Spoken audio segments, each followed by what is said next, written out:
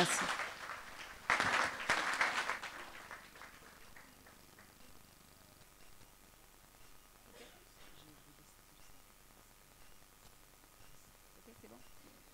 Donc, bel bonjour tout le monde. Donc, du coup, ça a commencé. Hein. J'ai fait le choix de faire défiler ce PowerPoint parce qu'on n'a pas beaucoup de temps. Pour repositionner les choses et remercier avant tout Monsef de sa confiance, de sa solidarité, de m'avoir fait venir depuis la Martinique, donc 18 heures de vol cumulé. Donc, pour reprendre le terme de survivant, effectivement, comme ça ira, j'ai été victime de mon père de mes 11 ans à mes 17 ans. Aujourd'hui, j'ai 50 ans. Donc, j'ai rencontré une jumelle et Saïra aurait pu être ma fille, parce que ma fille est née à 30 ans. Je suis la fille, la 7e d'une famille de 10 enfants. Donc, ma mère, c'est Nadiège, et mon père que vous voyez là, c'est Émile Largène, donc il ne s'appelle pas du tout Sainte-Rose. Et ma mère s'appelle Ruffin, donc vous devez vous dire, mais d'où vient ce nom Sainte-Rose, hein? Un 3e nom. Et je suis une soussou, c'est ça, Saïra? Non, je suis une soussou. Donc oui, je suis le fruit d'un viol, parce que ma mère était mariée, d'accord? Elle était marchande de poissons, ça c'est dans les années 70. Donc je suis née en 74, donc ma mère était mariée. Mon père, de son côté, donc le vrai, le géniteur, là, M. Largène, il était aussi marié. C'était un père itinérant, j'ai entendu ça. Donc, ce n'est pas une spécialité mahoraise. C'est une spécialité française, mais on l'assume. Donc, mon père aussi était un père itinérant, bien que marié, bien que la polygamie ne soit pas du tout instituée dans le droit français, et encore moins chez les chrétiens. Et voilà, donc ce sont des hommes et des femmes qui font un peu ce qu'ils veulent, comme ils veulent, la liberté. Effectivement, dans les années 70, en Martinique, il n'y avait pas beaucoup de voitures, il n'y avait pas beaucoup de moyens. Donc, c'est une société post-coloniale. Donc, une vingtaine d'années de départementalisation, mais vous, ça fait une dizaine d'années. Donc, vous voyez ce que c'est, hein? Quand ça fait très peu de temps qu'on est département. Donc, la continuité territoriale, ça ne suit pas tout de suite, mais ça prend son temps, mais ça arrive. Et effectivement, ma mère, son mari, donc M. Sainte-Rose, qui m'a donné son nom, malgré cette infidélité, on va dire, ma mère était marchande de poissons et son mari, M. Sainte-Rose, lui, il était marin-pêcheur, bien sûr, un couple de marins-pêcheurs. Et pendant qu'il allait à la pêche, ma mère, elle devait effectivement aller vendre le poisson. Donc, je ne connais pas bien ici, je connais pas bien les distances, mais il n'y avait pas beaucoup de voitures et ma mère, elle devait se débrouiller pour, avec sa grosse bassine de poissons, aller vendre le poisson au marché. Et mon père, qui lui était, comme je l'ai dit lundi, un notable, hein, homme politique, influent, professeur de sport. Et bien sûr, il n'est pas très occupé visiblement, puisqu'il trouvait le temps quand même pour aller rendre service à ces mamans, à ces femmes qui ont besoin de se déplacer. Et souvent, on n'a pas d'argent hein, pour payer la course. Et qu'est-ce qui se passe du coup? Quand on n'a pas d'argent, les femmes, hein? Qu'est-ce qui se passe? Quand on n'a pas d'argent et il faut payer. Et les hommes, qu'est-ce qui se passe? Je laisse répondre à ma collègue. Elles payent, vous êtes sûr? Ils se servent. Donc, elles ne payent pas, non, ils se servent. Et ça, cette précision, je l'ai découverte en 2008, au moment du procès, parce que effectivement, comme je l'ai dit, donc je suis en fait le fruit d'un viol et pas le fruit de la passion. Je découvre effectivement au moment du procès que mon père, en fait, il a violé ma mère parce qu'elle n'avait pas d'argent pour payer la course. Et il précise ça. Donc, non seulement je suis née en 1974, donc le procès c'est en 2008, il dit, mais jusqu'à présent, elle ne m'a pas payé. Donc, je lui dois 150 €, 150 francs du coup. Je me suis dit que quand il sortirait, tant qu'il sera en prison, j'aurais pu lui envoyer l'argent, mais je ne lui ai pas envoyé. Je parle de ces choses-là parce que j'ai entendu dire que Mayotte et vit dans la précarité. Donc en Martinique aussi, on vivait dans la précarité. Et donc nous sommes aussi jumelles dans les situations, même si nous sommes des départements français. Donc, tu peux continuer à faire défiler, s'il te plaît? J'aborde comme ça les choses comme elles viennent. Hein. Donc, vous l'aurez compris, je suis une survivante. Je ne suis pas la seule. Ma mère, du coup, était une victime, mais une victime qui s'ignorait. Ma mère ne s'est jamais positionnée en victime, sauf en victime de violence conjugale, parce qu'effectivement, elle a quitté son mari quand j'avais 4 ans, parce qu'il lui donnait des coups de balance, et voilà, quoi. Donc, ça, les violences conjugales, je savais. Mais victime de viol, je ne savais pas.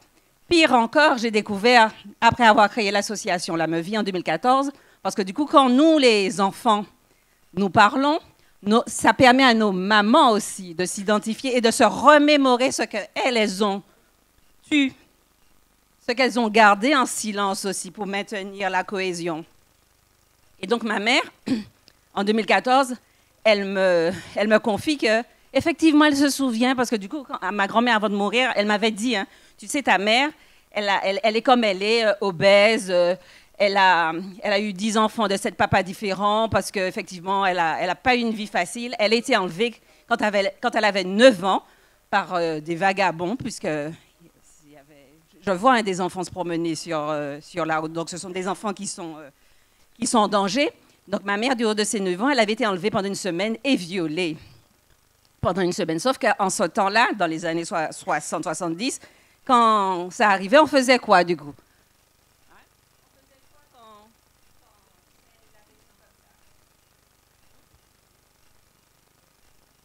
Comment on soigne ça? Hein? Vous découvrez que votre enfant, dans les années 70, hein, a été victime d'agression sexuelle. Quel médicament on peut lui donner? Parce que vous imaginez bien, quand on la récupère au bout d'une semaine, elle n'est pas fraîche comme la fleur.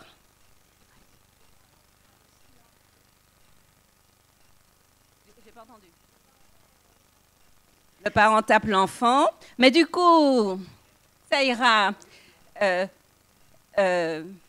Moi, je sais qu'en tant que victime, hein, quand j'avais 11 ans, moi, j'étais pas une enfant facile, hein, parce que moi, j'ai gardé le silence, effectivement, jusqu'à mes 18 ans, jusqu'à ce que je rencontre mon mari qui est devenu après avocat et bâtonnier de Martinique. J'avais gardé le silence, mais j'avais des troubles du comportement. Donc, je gérais. D'accord? Alors qu'avant ça, j'étais une bonne élève. Ma mère aussi était une bonne élève, même si elle venait d'une famille pas très riche. Elle était une bonne élève. Mais effectivement, à partir du moment où les agressions ont commencé, nous avons changé de comportement. Donc, on est effectivement devenus ce que vous appelez aujourd'hui les sous-sous. Donc, mais c'est des postures de défense. Donc, on sait bien que la meilleure défense, c'est l'attaque. D'accord? Donc, ce sont des mécanismes de défense. Ce sont des mots que nous arrivons à mettre maintenant, mais à l'époque, on ne savait pas que quand on était adolescente, donc cette hypersexualisation qu'on avait, c'était juste pour ne pas être agressé. Donc, voilà, n'est-ce pas, ça ira? Et ma mère, effectivement, ce que sa grand-mère a fait pour la soigner, parce que du coup, elle est devenue obèse, elle n'obéissait plus. En plus, mon grand-père était mort. Elle s'est retrouvée, ma grand-mère, avec 8 enfants du haut de ses 47 ans à gérer. Vous imaginez, 8 enfants à 47 ans, c'était chaud. Donc, elle est emmenée chez le quimboiseur, chez nos guérisseurs traditionnels, n'est-ce pas? Comme je sais, là, je reviens d'Afrique et on m'a dit que 100% du Sénégal est animiste, même si 95% est musulman. Donc, je sais qu'on sait de quoi on parle ici. Donc, en Martinique aussi, on est une majorité de chrétiens, mais une majorité... Maintenant que je suis allée au Sénégal, je peux dire que, ouais, 100% animiste. Donc, je suis animiste aussi, pas de problème. Donc, j'assume. Et voilà, donc là, les réponses des années 70, c'était effectivement d'aller voir le guérisseur, le quimboiseur, qui aide effectivement à trouver des plantes pour calmer, pour rendre l'enfant docile. Mais ça ne marchait pas. Du coup, ma mère, elle était hospitalisée. Vous avez des hôpitaux psychiatriques ici?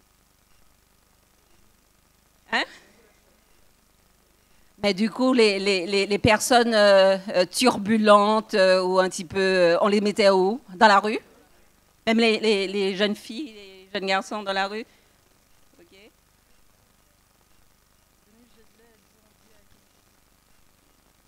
Donc, ils étaient là, on est d'accord.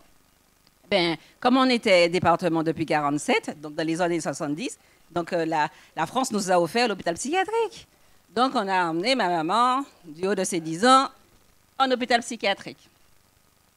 Mais elle n'est pas restée suffisamment longtemps parce que, en tout cas, elle a fait son séjour et c'était affreux. Et moi, ça, je l'ai toujours su, hein, qu'elle avait été à Colson. Cet hôpital-là s'appelle Colson et aujourd'hui, il a changé de nom et il change de pratique. Il s'appelle le CHMD, donc le Centre de Maurice Despinois. Et quand j'ai commencé à développer moi-même des troubles du comportement, je m'étais dit que jamais, jamais je ne voudrais aller à Colson parce que c'était immonde et que même, tout le monde connaît Simone Veil ici, elle était venue en visite dans les années 70 en Martinique, elle avait visité cet hôpital psychiatrique colonial français, elle avait dit « Fermez-moi cet hôpital, ça ressemble à ce que j'ai vécu dans les camps ». Sauf que jusqu'à aujourd'hui, l'hôpital, il est ouvert. Même si on a transféré quelques patients, il est toujours ouvert. Et malheureusement,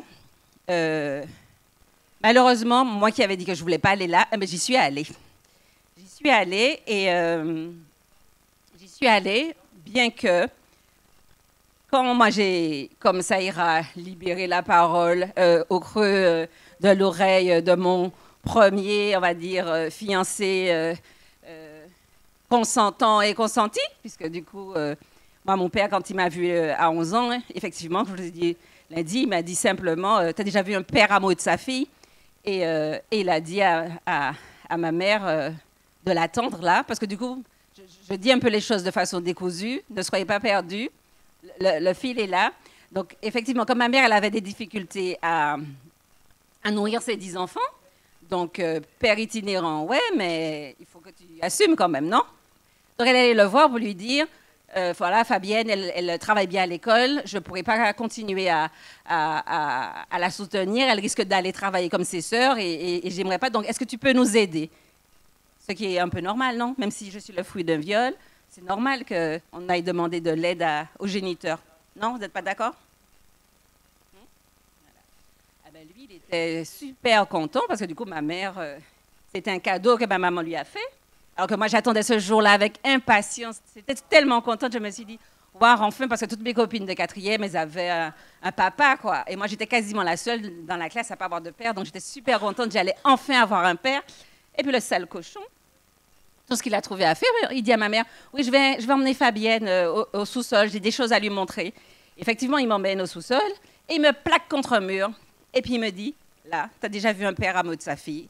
Et de ce jour, il a mis sa langue dans ma bouche, dans le reste de mon corps. Et cette langue, elle a fini par sortir, on va dire, en 2014, à 40 ans, quand j'ai créé l'AMFI. Donc ce jour-là, donc de mes 11 ans à mes 17 ans, c'était le début de longues années d'agression, donc de viol, où il m'obligeait à lui faire des fellations. Tout le monde sait ce que c'est des fellations ici. Donc vous voyez, vous avez une petite fille de 11 ans et vous lui demandez, vous dites que c'est tout à fait normal. C'est comme ça qu'un papa et une maman, oui, encore un lapsus parfait. C'est comme ça qu'un papa et une fille, c'est normal. C'est normal, je l'ai cru. Hein? Vous êtes d'accord avec moi en quoi? Et c'est en arrivant au lycée, donc l'école nous sauve souvent, l'école, l'instruction. Donc c'est pour ça que dans les outils de l'AMVI, je mets bien premier outil, la lecture. C'est arrivant au lycée en partageant avec nos pairs, donc nos camarades d'école, qui sont déjà en terminale et qui parlent d'inceste et qui décrivent ce que c'est. Et là, je me suis dit dans ma tête, ah d'accord, donc c'est ça qu'il me fait, c'est de ça dont je souffre. Et là, c'était encore pire, parce que du coup, j'avais honte du coup. Autant, je ne disais rien à ma mère, parce que ma mère était une femme violente. J'ai entendu une psychologue dire, je sais être violente. Donc moi, j'ai horreur de la violence. Ma mère était une femme violente, parce qu'il fallait mener... à la baguette ses 10 enfants, ses 10 petits esclaves. Donc, entre les coups de les coups de siphon, les coups de coutelas, les coups de crachat, tout ce qui lui passait par la main. Donc, et pourtant une victime, hein, une mère, mais elle avait à bien de mener en tout cas son bétail ou sa famille. Mais voilà, c'est ma mère. Et du coup, en terminale, donc je découvre le mot. Et du coup, je vais voir, je me rapproche d'une assistante sociale. Donc merci les assistantes sociales, même si je ne les aime pas toutes. Je me rapproche d'une assistante sociale qui, effectivement, à qui je ne dis pas vraiment les choses. Je dis juste que voilà, c'est violent chez ma mère. Et on organise effectivement les choses pour que je sois désormais à l'internat et que je ne sois plus obligée de retourner chez ma maman, mais que le week-end. Sauf que les agressions se passaient, comme mon père ne vivait pas avec moi. Ça se passait quand, les agressions?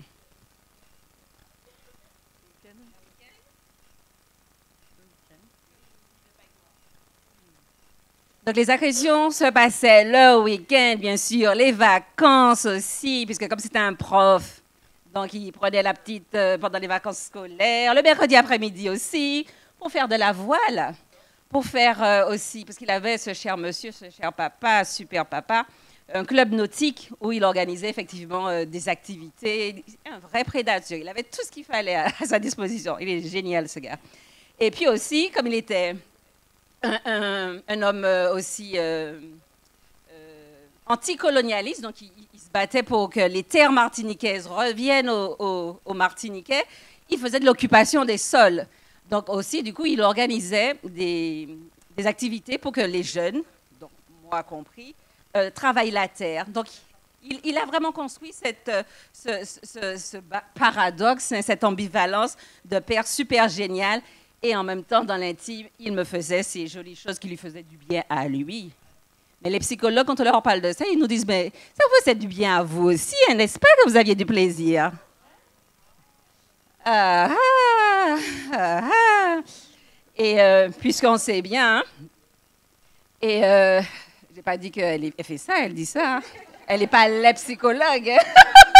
Et elle est au Fatima, voilà. Non, elle n'est pas la psychologue. Hein. Donc, malheureusement, je donne autant de détails et ça, avec autant d'humour, mais c'est de la formation et c'est vrai. Moi, quand à 22 ans, donc j'ai été mère précoce, donc j'ai vu vos super chiffres là, beaucoup de grossesses précoces. Donc, j'ai été aussi... j'ai aussi été... comment on dit ça? Mère précoce. Et donc, j'ai eu ma fille, ma première fille à 20 ans. Et pareil, quand je suis allée à la fac et même quand je suis allée me confier sur mes envies suicidaires, mon manque de libido, mes reviviscences, eh bien, effectivement, comme elles n'étaient pas formées, ces psychologues-là, à l'époque, donc dans les années 90, elles ne pouvaient pas m'aider. Donc, il y en a même une qui m'a dit oui, que c'était ma faute. Et je la vois jusqu'à présent dans les réunions, mais ce n'est pas grave. Pour terminer, donc, vous avez vu défiler un petit peu ce que la vie fait. Donc, j'avais demandé effectivement d'inverser les choses pour que Saïra et sa maman partagent en même temps que nous. Ce que vous avez vécu là ce matin, ça aussi, c'est de la santé communautaire. Donc, ce que l'AMVI a mis en place, c'est des groupes de parole tous les samedis après-midi, autogérés, donc sans psychologue. Donc, merci maman. Donc, nous ne sommes pas des psychologues, mais nous sommes les meilleurs spécialistes de nos problématiques. Et ça, c'est une idée qui vient d'autres spécialistes, donc de médecins comme Victor Frankl, que vous connaissez probablement, et de mon psychiatre aussi de l'époque, qui m'a invité à créer ces groupes de pairs. Parce que nous, les conséquences de l'inceste, nous, des violences sexuelles et des violences conjugales, nous les assumons et nous vivons avec 24 heures sur 24 et pas avec notre psychologue, notre psychiatre 24 heures sur 24. Donc, on a intérêt à trouver effectivement des ressources complémentaires.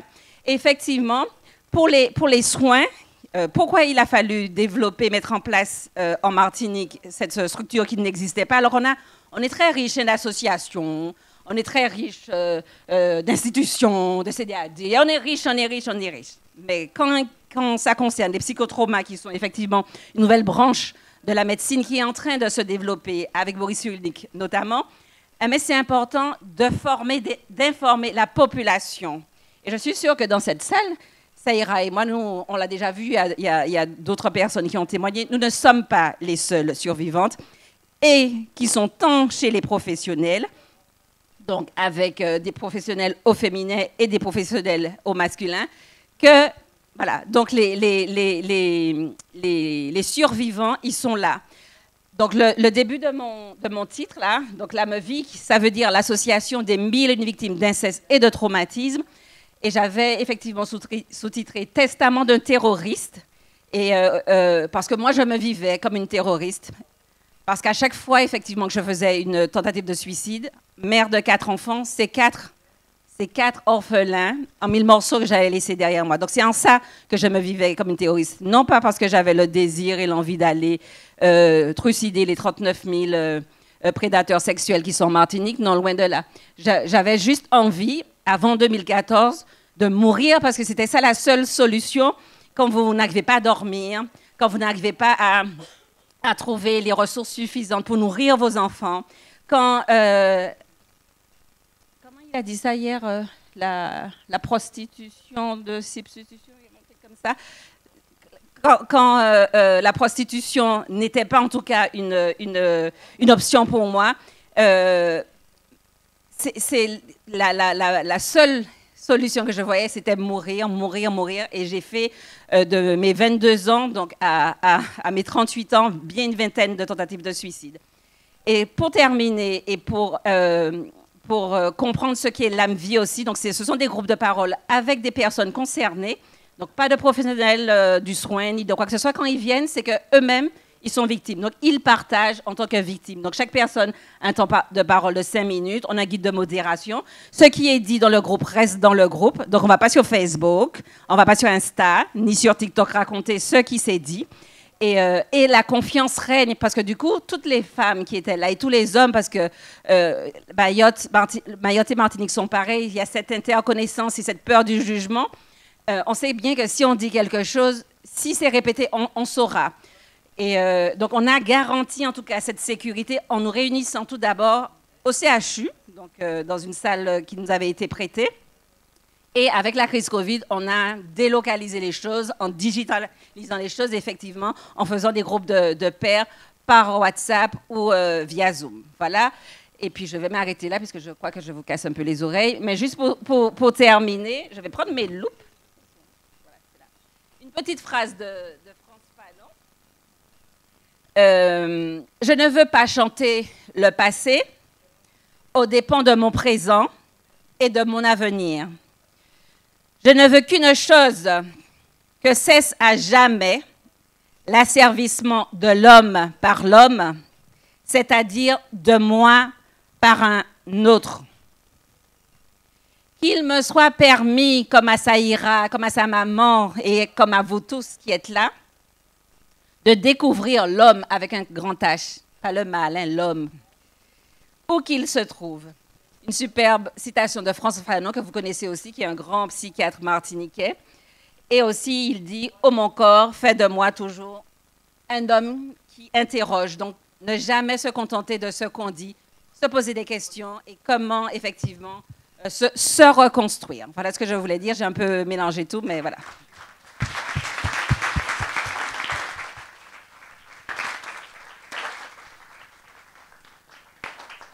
Merci Fabienne pour ce témoignage bouleversant. J'ai senti quand même une certaine charge émotionnelle. Merci en tout cas. Est-ce que vous voulez réagir? On peut prendre 2, 3, 4 réactions. Je vous remercie à toutes les trois pour l'intervention. Du coup, moi, ça me donne envie de pleurer. Je me retiens. Voilà. Ce que je voulais dire, ce que vous avez raconté, ça fait écho avec des personnes que j'ai pu accompagner qui, elles aussi, ont été victimes de viol. Et j'ai compris que vous avez écrit un livre. Vous êtes devenu père, du coup, père accompagnante. Et je trouve ça bien. Mais je trouve ça bien aussi de rappeler que quand on est accompagnant, on peut, parce que le viol, c'est quelque chose qui est proscrit par la loi, se dire on va accompagner les personnes pour porter plainte. Mais que le processus de porter plainte, vous avez parlé d'ailleurs des remarques de la psychologue, en fait, des fois, ça vient empirer pour certaines. Je dis bien, on est au cas par cas. Pour certaines, ça vient empirer, en fait, le fait de surmonter le trauma. chacune trouve sa voie, si c'est l'écriture, si c'est en aidant les personnes qui ont vécu la même chose. Mais aujourd'hui, je trouve qu'il faut rappeler aussi que porter plainte, aller voir une psychologue, c'est des choses aussi qui peuvent mettre à mal.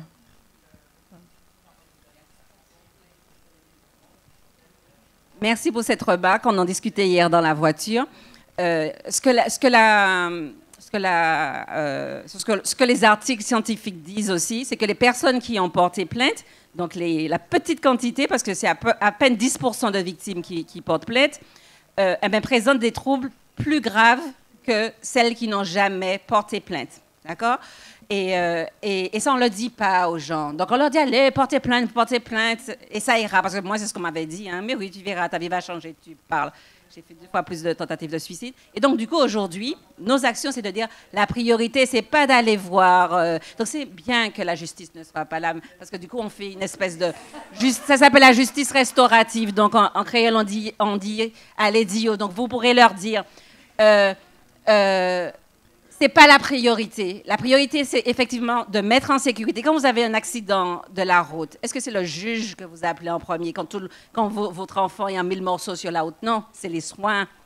D'accord? Et pas n'importe lesquels, des soins adaptés. Donc, vous verrez avec Fatima que prendre en charge des survivants d'inceste et de violences conjugales, ça relève d'une spécificité, d'une spécialité. Donc, tout le monde ne peut pas faire ça. Tout le monde ne peut pas faire ça. Même si, effectivement, comme on appelle le guérisseur, il a sa place super importante. Mais on est plusieurs guérisseurs. Merci pour cette réponse.